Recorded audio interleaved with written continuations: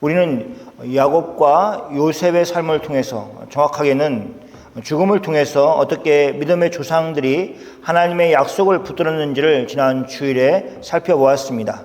하나님이 아브라함에게 하신 약속, 가나안 땅을 주시겠다고 하신 그 약속이 아브라함이 믿었습니다. 그래서 그는 언제 자신이 다시 올지 모르는 그 땅을 샀습니다. 아브라함은 돈을 주고 땅을 사서 자신의 아내 사라를 그곳에 장사하였습니다. 그곳에 아브라함 자신도 장사되었습니다. 그 후에 시간이 지나서 아브라함의 아들 이삭이 죽었을 때 이삭도 그곳에 장사되었습니다. 또 이삭의 아내도 그곳에 장사되었습니다. 이렇게 가나안 땅에 장사되면서 그곳은 잊혀질 수 없는 땅이 되었습니다.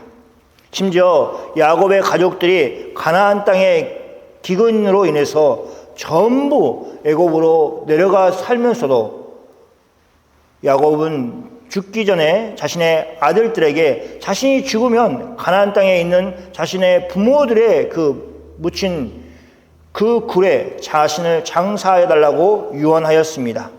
야곱이 그렇게 한 것은 하나님께서 아브라함에게 또 이삭에게 또 야곱 자신에게 약속하신 그 약속의 땅을 반드시 그들의 후손들에게 주실 것을 믿었기 때문입니다. 그들의 믿음대로 하나님은 이스라엘 백성들에게 그 땅, 가나안 땅을 선물로 주셨습니다. 성경에서 보여주는 것이 무엇입니까? 이스라엘이 무슨 능력이 있어서 그 땅을 얻은 것이 아니었습니다.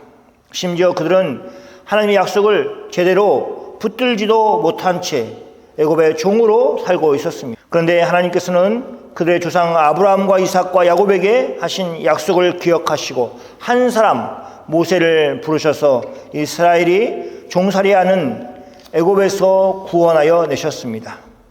그때 하나님이 이스라엘에게 행하신 그 모든 일들이 이스라엘을 구원하는 일들 가운데 쓰였고 하나님의 능력 많으심이 드러났습니다. 반면에 하나님이 행하신 그 모든 일들이 애굽 사람들에게는 재앙이었습니다. 하나님은 강한 오른팔로 이스라엘을 애굽에서 구원하시고 그들을 젖과 꿀이 흐르는 가나안 땅에서 살도록 하셨습니다. 믿음의 조상들에게 하신 하나님의 약속이 이렇게 이루어졌습니다. 우리는 전에 이스라엘이 살았던 곳을 거룩한 땅이라 또 성지라고 말하지 않습니다. 더 이상 그렇게 부르지 않습니다. 엄밀하게 얘기하면 그곳은 성지가 아닙니다. 그래서 우리가 이제 성지 순례를 한다. 그 말을 넓게는 쓰지만 그 땅은 더 이상 거룩한 땅이 아닙니다. 하나님이 오히려 거하시는 곳은 다름 아니라 여러분의 마음이십니다. 성령 하나님께서 여러분이 자신의 죄를 시인하고 예수님을 믿었을 때 여러분에게 찾아오셔서 여러분 안에 거하십니다. 그러므로 성경은 예수님을 믿는 사람들을 성도라고 그렇게 불렀습니다. 거룩한 무리를 말합니다. 그리고 각 개인에게는 성자라고 또 성인이라고 부르게 되어 있습니다. 우리가 무엇인가를 이루어서 성자가 되거나 성인이 되는 것이 아닙니다. 예수님을 믿고 예수님이 우리를 죄를 사해 주시고 우리를 거룩하게 하였을 때 우리가 그렇게 성인이 되고 성자가 되는 것입니다. 그래서 우리는 이제 그에 합당한 삶을 살아야 합니다. 거룩하게 살라고 하나님께서 우리를 구원하시고 그런 삶을 우리가 살아내도록 하고 계십니다. 거짓을 버리고 참을 선택하고 하나님 아닌 것을 버리고 예수님의 성품을 닮아가는 삶을 우리 모두가 다 살기를 축원합니다. 오늘 본문 말씀은 예수님이 지자들이 보는 가운데 하늘로 올라가신 내용을 담고 있습니다. 이 일의 의미가 우리의 구원과 어떤 관련이 있는지 생각하는 시간, 그래서 은혜를 받는 시간을 함께 하겠습니다. 교회 역으로 본다면 우리는 다다음 주일에 성령 강림 주일을 지키면서 성령님이 이 땅에 오신 것을 기념할 것입니다. 그날은 유대 절기로 얘기한다면 오순절 날이었습니다. 예수님이 유월절 어린 양으로 우리를 위하여 십자가에 죽으셨고 그리고 사흘 만에 부활하셨습니다. 부활하신 예수님이 하늘로 올라가시고 오순절에 성령 하나님이 이 땅에 오셨습니다. 이런 일련의 구원의 사건을 기억하기를 바랍니다. 그럼 예수님은 부활하신 후에 얼마 동안 지상에 계셨는가 하는 의문이 생깁니다. 그것에 대해서 사도행전 1장 3절은 이렇게 말하고 있습니다. 같이 읽겠습니다. 그가 고난 받으신 후에 또한 그들에게 확실한 많은 증거로 친히 살아계심을 나타내사 40일 동안 그들에게 보이시며 하나님 나라의 일을 말씀하시니라. 그들은 제자들을 말합니다. 예수님의 제자들입니다. 제자들에게 확실한 많은 증거로 예수님이 친히 살아계심을 나타내셨다고 성경은 말하고 있습니다. 예수님은 40일 동안 제자들에게 보이셨습니다. 예수님은 부활하신 후에 40일 동안 이 땅에 계셨습니다. 그동안에 예수님은 제자들에게 나타나셨는데 나타나셨던 그 장면들은 우리가 부활절 이후에 계속해서 살펴보았던 내용들입니다. 예수님은 제자들에게 나타나셔서 하나님의 나라의 일을 그들에게 말씀하셨습니다. 40이라는 숫자가 주는 의미가 있습니다. 모세는 시내 산에서 40주야를 금식하고 나서 하나님이 주신 십계명을 받아들었습니다. 예수님은 세례 요한에게 세례를 받으신 후에 40일을 금식하셨습니다. 이런 의미에서 40은 지상에서의 충만한 숫자를 가리킵니다. 예수님은 부활하신 후에 지상에서 충만한 날을 보내셨습니다. 예수님이 하늘로 올라가셨다는 것은 예수님의 높아지심을 말합니다. 그 가운데 하나입니다. 예수님은 이 땅에 육신을 입고 이 땅에 오셨습니다. 그것은 예수님의 낮아지심이십니다. 예수님이 가난한 요셉과 마리아의 집에 태어나신 것이 예수님의 낮아지심의 본질은 아닙니다. 아기 예수가 마구간에서 태어나신 것이 예수님의 낮아지심의 본질은 아닙니다. 예수님이 이 세상에서 어떤 귀한 집에 태어났다 하더라도 여전히 예수님은 낮아진 상태로 이 땅에 태어나신 것입니다. 하늘 보좌의 영광을 버리고 이 땅에 오셨기 때문입니다. 그것은 다 우리를 구원하시기 위한 하나님 아버지와 아들이신 예수님의 계획 안에서 이루어진 일이었습니다. 우리를 위해서, 우리를 구원하시기 위해서 친히 하나님이신 예수님이 낮아지신 것입니다. 예수님의 낮아지심은 십자가를 지시는 과정에서 절정을 이룹니다. 그 일은 인간의 악함을 드러내 보였습니다. 예수님이 말씀하신 포도원 농부의 비유에서 우리는 예수님이 장차 어떤 죽음을 당할 것인지 자신이 미리 그들에게 말씀하셨다는 것을 알 수 있습니다. 포도원 농부들이 포도원 주인의 아들을 죽이려고 음모하면서 주인의 아들을 죽이면 그 포도원이 자신들의 소유가 될 것이라고 생각하였습니다. 그래서 아들이 그들을 찾아왔을 때 그 아들을 죽였습니다. 그것은 주인에 대한 반역이었습니다. 그것과 같이 이스라엘 백성들은 예수님을 죽이는 것으로 그들이 하나님을 얼마나 싫어하는지 보여주었습니다. 하나님 아버지를 싫어함으로 그의 아들 예수 그리스도를 죽이고 하나님께서 보이신 구원의 길을 거절하였습니다. 이렇게 예수님은 한없이 낮아지셨습니다.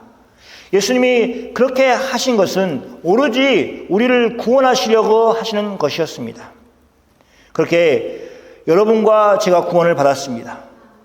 저는 믿습니다. 예수님처럼 희생하지 않고 한 영혼을 구원해내는 길은 없습니다. 불가능하다고 믿습니다. 하나님은 우리에게 희생을 원하십니다. 이유 없는 희생이 아니라 이유가 있는 희생입니다.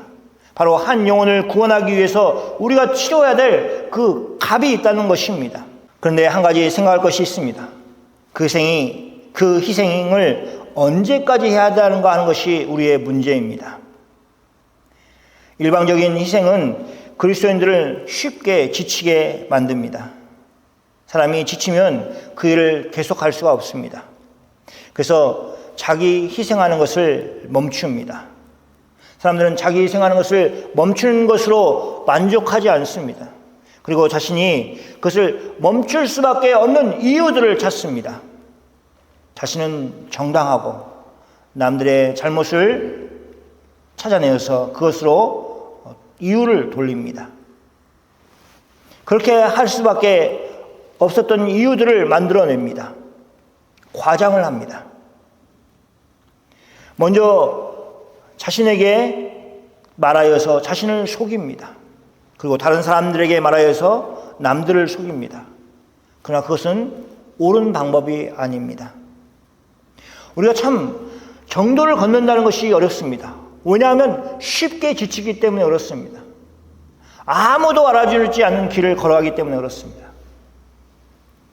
그것은 우리를 구원하신 예수님이 보여주신 방법을 따라서 살아야 합니다. 예수님은 우리를 끝까지 사랑하셨습니다. 만약 예수님이 우리를 놓아버리셨다면 우리가 이 자리에 있을 수 없는 것입니다. 그러므로 우리는 그것을 기억해야 합니다. 예수님이 우리를 포기하지 않으신 것처럼 우리도 누군가를 포기하는 일이 없어야 합니다. 다시 말해서 우리가 누군가를 포기할 권리가 우리에게 없습니다. 우리가 예수님을 믿는 한 우리는 계속해서 자기 희생을 해야 합니다. 그리고 주님이 허락하실 때에 그 열매를 거두도록 하실 것입니다. 예수님이 다른 누구처럼 희생만 하시며 인생이 끝났으면 우리는 참으로 불쌍한 사람일 것입니다. 사도 바울이 말했던 것처럼 나는 부활을 믿는다. 만약 부활이 없다면 내가 믿고 내가 희생하고 내가 열심을 가졌던 것이 다 헛것이 아니냐. 나는 참으로 어리석은 사람이 되지 않느냐. 그래서 나는 부활을 믿는다 한 것처럼 그렇습니다. 우리는 참으로 불쌍한 사람이 아닙니다. 왜냐하면 예수님은 하나님 아버지에 의해서 높아지셨기 때문입니다. 성경은 예수님 스스로 높아졌다고 말하고 있지 않습니다. 하나님 아버지께서 예수님을 죽은 자 가운데서 일으켜 세우셨다고 말하고 있습니다. 이것은 예수님 스스로 한 것이 아님을 말하는 것입니다. 하나님 아버지께서 예수님을 살리셨습니다.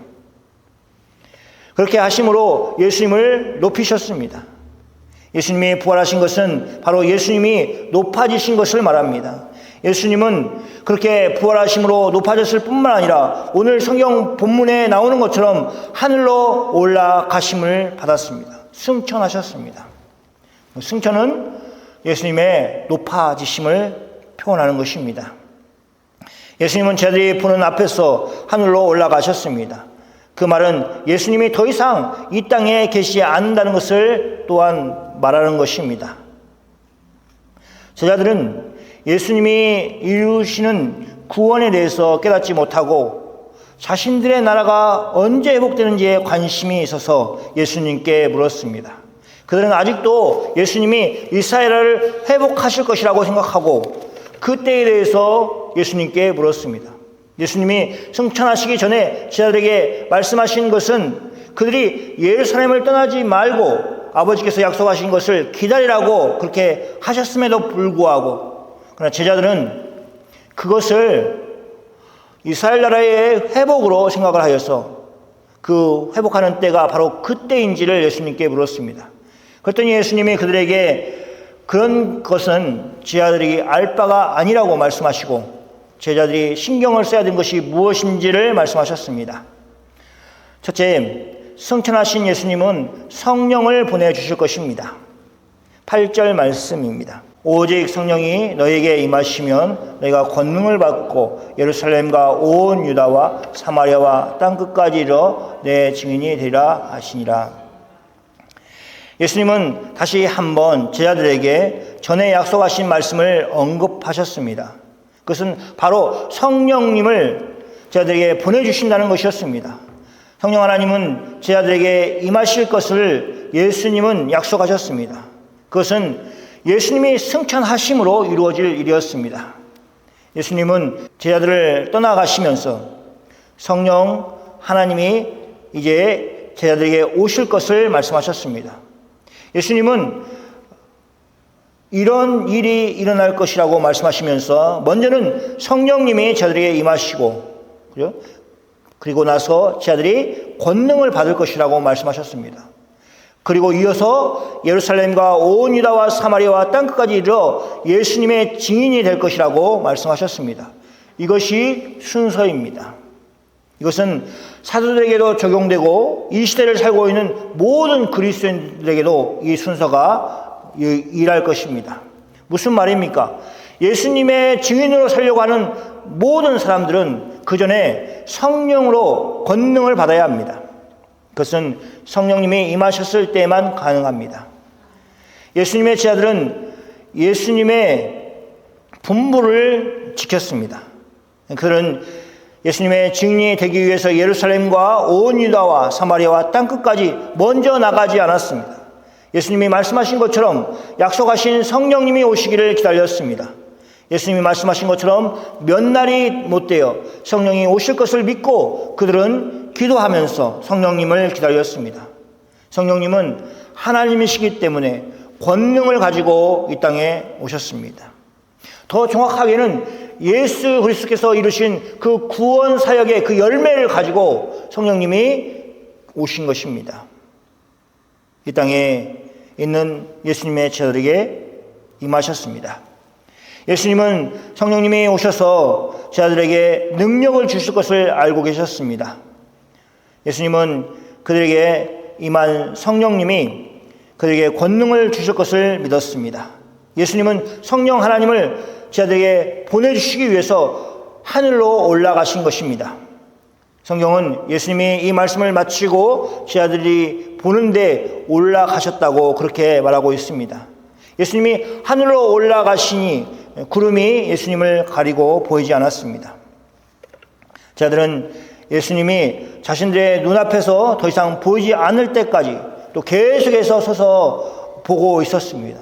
올라가는 예수님은 더 이상 제자들에게 보이지 않았습니다. 제자들이 계속해서 예수님이 구름 사이로 사라진 그 하늘을 쳐다보고 있었습니다. 그때 흰 옷 입은 두 사람이 제자들 곁에 서서 말하였습니다. 두 번째, 승천하신 예수님은 다시 오실 것입니다. 11절 말씀을 함께 읽겠습니다. 같이 읽겠습니다. 이르되 갈릴리 사람들아 어찌하여 서서 하늘을 쳐다보느냐. 너희 가운데서 하늘로 올라오신 이 예수는 하늘로 가심을 본 그대로 오시리라 하였느니라. 이 말씀은 우리에게 두 가지를 이야기하고 있습니다. 첫째는 제자들이 계속해서 자세히 예수님이 올라가신 하늘을 쳐다보았지만 그들은 예수님이 다시 내려오신 것을 보지 못하였습니다. 그 상황이 계속될 것이라는 것을 흰옷 입은 사람들이 말하여 주었습니다. 확인시켜 주었습니다. 하늘을 계속해서 쳐다보고 있는 제자들을 향해서 흰옷 입은 두 사람이 나와서 책망하였습니다. 제자들이 하고 있는 일을 나무랐습니다. 두 번째는 예수님이 다시 오실 것을 약속하고 있습니다. 예수님은 하늘로 올라가심을 본 그대로 오시라고 말하였습니다. 이 말씀은 예수님이 다시 오심, 즉 재림을 말씀하고 있습니다. 예수님이 다시 오실 때에는 영광 중에 오실 것입니다. 예수님은 구원 사역을 완성하시기 위해 오실 것입니다. 예수님은 제자들에게 처소를 예비하시기 위하여 잠시 제자들을 떠나간다고 말씀하셨습니다.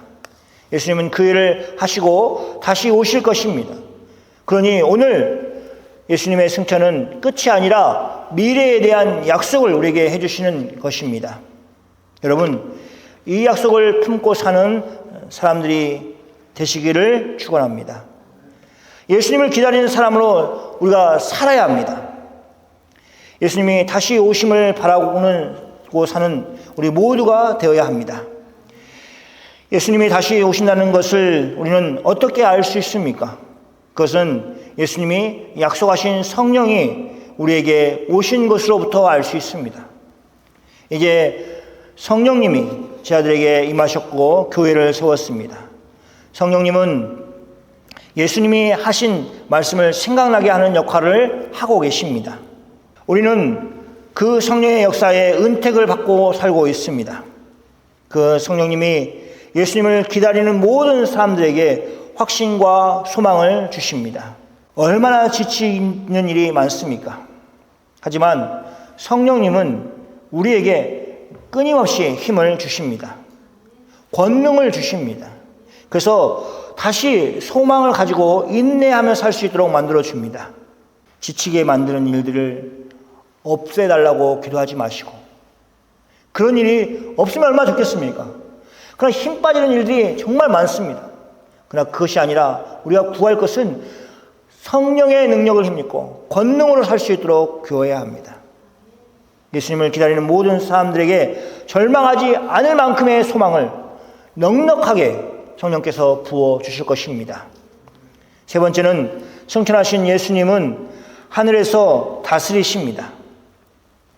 예수님은 하늘에서 전능하신 하나님 우편에 앉으셨습니다. 그분은 하늘에서 보좌에 앉아 계십니다. 그 보좌는 온 우주를 통치하시는 보좌입니다. 우리를 구원하신 예수님은 그 보좌에 앉아 계십니다. 그리고 그곳에서 세상을 다스리시고 계십니다. 그러므로 우리는 하나님이 우리를 외면하시고 모른 채 하신다고 생각해서는 안 됩니다. 예수님은 하늘 보좌에 앉아 계시고 우리도 함께 그 일을 하도록 부르시고 계십니다. 그러므로 우리는 넉넉히 이 세상에서 믿음으로 살 수 있습니다. 예수님은 이 땅의 보좌가 아닌 하늘 보좌에 앉으셔서 그의 전능하신 능력으로 온 세상을 통치하고 계시기 때문입니다. 사도 바울은 에베소에 편지를 하면서 이렇게 말하고 있습니다. 긍휼이 풍성한 하나님이 우리를 사랑하신 그 큰 사랑으로 인해서 허물로 죽은 우리를 그리스도와 함께 살리셨다고 말합니다. 그리고 그것으로 끝나는 것이 아니라 사도 바울은 더 나아가서 하나님께서 그리스도와 함께 우리를 일으키사 그리스도 예수 안에서 함께 하늘에 앉히셨다고 말하고 있습니다. 무슨 말입니까? 예수님이 앉은 그 보좌에 우리도 함께 앉아서 우리가 예수님과 함께 세상을 다스리고 살도록 하는 존재로 우리를 부르셨다는 것입니다. 매번 세상이 흔드는 대로 흔들리고 좌절시키는 대로 좌절하고 쓰러져 사는 모습으로 사는 우리가 아니라 우리의 인생이 사실은 하늘 보좌에 앉아서 세상을 통치하시는 그리스도와 함께 하고 있다는 것을 늘 기억하고 그런 삶을 누리시기를 소원합니다. 예수님의 다스리심은 힘으로 다스리는 세상이 아닙니다. 그러므로 오해하지 말아야 합니다. 예수님이 보좌에 앉으셨으니까 예수님 마음대로 하신다 이렇게 생각하시면 안 됩니다. 예수님이 세상을 어떻게 대하십니까? 예수님은 세상에 오시면서 섬김을 받으러 오신 것이 아니라 섬기려 오셨다는 것을 말씀하십니다. 그때는 예수님이 육신을 입어서 그렇게 하셨고 지금은 아니야 라고 얘기하면 안 됩니다. 지금도 마찬가지십니다. 예수님은 늘 왕이시면서도 섬기는 모습을 보이십니다. 심지어 자기의 목숨을 많은 사람들의 대속물로 내어주신 그 예수님이 갑자기 변신해서 다른 모습으로 살 수가 없는 것입니다. 예수님이 그런 것처럼 예수님이 섬기면서 사신 것처럼 우리도 그렇게 살도록 부르셨습니다. 그래서 세상에서 이해하는 그 다스림이 아니라 성경이 이야기하고 있는 예수님의 다스림에 대해서 깊이 묵상해야 됩니다. 내가 희생하고 내가 섬겼을 때 그것이 예수님이 말씀하시는 다스림이라는 것을 기억해야 합니다. 네 번째는 승천하신 예수님은 우리를 위해서 하늘에서 중보하십니다. 예수님은 하나님 아버지와 우리 사이에 중재자가 되셨습니다. 우리의 눈에 예수님이 보이지 않지만 예수님은 하늘에서 우리를 위해서 하나님 아버지께 중보자로 또 중재자로 일하고 계십니다. 그것이 이 땅에 살고 있는 우리에게 어떤 영적인 유익을 줍니까? 우리가 기도할 때 우리의 기도의 응답이 우리의 힘으로나 우리의 능력으로 되어지는 것이 아니라 우리의 열심으로 되어지는 것이 아니라 하늘에 계신 예수님, 우리를 도우시는 예수님에 의해서 결정된다는 것이 얼마나 큰 위안입니까? 우리가 기도할 수 있도록 땅에서는 성령 하나님이 우리를 도우시고 하늘에서는 성자 예수님이 우리를 위해서 중보하시는 일이 지금 벌어지고 있는 것입니다. 그러므로 성도는 정말로 복된 존재입니다. 사람들은 안 알아줘도 하늘에 계신 예수님이 여러분을 아시고 여러분의 마음을 아시고 여러분을 위로하시고 힘주시고 응답하심을 믿으시기 바랍니다. 마지막으로 스데반 집사가 본 예수님에 대한 이야기를 하고 말씀을 마치겠습니다. 초대교회에 7명의 집사를 세웠습니다. 그 중에 한 사람 스데반 집사는 복음을 전하다가 유대인들에게 잡혀서 돌에 맞아 죽었습니다. 그가 죽기 전에 그는 그의 마지막 연설을 하였습니다. 설교를 하였습니다. 스데반 집사는 설교 중에 예수님이 유대인들이 기다리는 메시아임을 선포하였습니다. 그의 마지막 설교 부분에서 유대인들은 마음에 찔려 스데반을 향하여 이를 갈았습니다. 그때 스데반이 성령 충만하여 하늘을 우러러 주목하여서 보았습니다. 그가 본 것은 이것입니다. 하나님의 영광과 및 예수님께서 하나님 우편에 서신 것을 보았습니다. 그리고 그는 그 감격스러운 장면을 사람들에게 말하였습니다. 사도행전 7장 56절 말씀입니다. 같이 읽겠습니다. 말하되 보라 하늘이 열리고 인자가 하나님의 영광 우편에 서신 것을 보라 하는데, 인자는 예수님을 가리킵니다. 스데반은 너무 감격스러워서 이 장면을 사람들에게 말하였습니다. 바라기는 오늘 설교를 듣는 여러분이 믿음으로 스데반이 본 이 영광스러운 장면을 보기를 소원합니다. 그리고 믿음이 있어 스데반의 입을 통해서 증거되는 그 증거를 가지고 가슴이 뜨거워서 신앙생활을 하는 여러분이 다 되기를 소원합니다. 우리 인생의 마지막 종착역은 싸늘하게 죽은, 그래서 저 땅에 묻히는 그런 죽음이 아닙니다. 우리는 하늘에 있습니다.